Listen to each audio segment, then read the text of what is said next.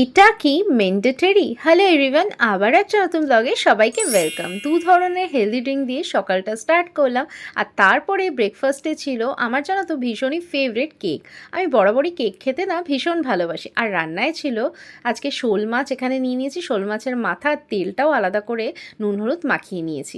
আর এখানে শোল মাছটাকে ভেজে নিচ্ছি, মাছের মাথাটাকেও ভেজে নিলাম। বানাচ্ছি বাঁধাকপির তরকারি। দেখো এখানে সাদা জিরে ফোড়ন দিয়ে কড়াইশুঁটি আলু টমেটোকে ভেজে নিচ্ছিলাম। আর এখানে শোল মাছটা বানাচ্ছি কালো জিরে ফোড়ন দিয়ে তোমার আলু ফুলকপি দিয়ে।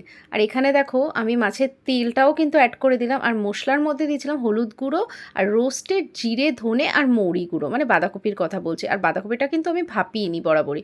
তো এটার কথাই বলছিলাম। আচ্ছা বলো তো এটা কি ম্যান্ডেটরি? মানে রুই কাতলা মাছের মাথা ছাড়া কি বাঁধাকপির তরকারি রান্না হয় না? আমার কাছে তো যখন যেই মাছটা অ্যাভেলেবেল থাকে, মানে মাছের মাথা আর কি, আমি সেটা দিয়ে কিন্তু বানিয়ে ফেলি। খেতে কিন্তু বেশ ভালোই হয়, বিশ্বাস করো। একবার কিন্তু ট্রাই করে দেখতে পারো। আর শোল মাছটা তো বললামই কালো জিরে ফোড়ন দিয়ে আলু ফুলকপি দিয়ে।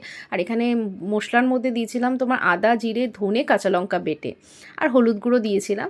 আর যেরকম কষিয়ে পরিমাণ মতন জল দিয়ে মাছ দিয়ে ধনে পাতার কুচি দিয়ে জাস্ট খেতে না ফাটাফাটি হয়েছিল। গরম ভাতে এই বাঁধাকপির তরকারিটা যে কী ভালো লাগছিল, আর মাছের তেলটা দেওয়াতে না আরও বেশি ভাল লাগছিল। মানে শোল মাছের তেল একটু অ্যাড করে দিয়েছিলাম। আর তো এই দুপুরের মেনু ছিল গরম ভাত, বাঁধাকপির তরকারি, আর তোমার ছিল শোল মাছ। শোল মাছ তো আমার খুব ভালো লাগে জানো তো, আলু ফুলকপি দিয়েও ভালো লাগে, আবার কাঁচকলা পেঁপে দিয়েও ভালো লাগে। এরপর সন্ধেবেলা এই অসময়ে আমার বর আমার জন্য নিয়ে এসছে নারকেলের নাড়ু, তা আবার গুড়ের। আর এখানে চিনি, আবার আছে নারকেলের সন্দেশও। তো চা বানিয়ে দিলাম, চায়ের সঙ্গে টাও দিয়ে দিয়েছিলাম। আর নিজে ওকেই দিইনি, আমিও নিজে খাচ্ছিলাম। আর সঙ্গে ছিল আবার প্রলয় 2 এর সিরিজটা, যেটা কিন্তু বেশ ভালো হয়েছে। আচ্ছা ভিডিওটা ভালো লাগলে কি করতে হবে জানা আছে তো, লাইক শেয়ার সাবস্ক্রাইব করে পাশে থাকতে হবে।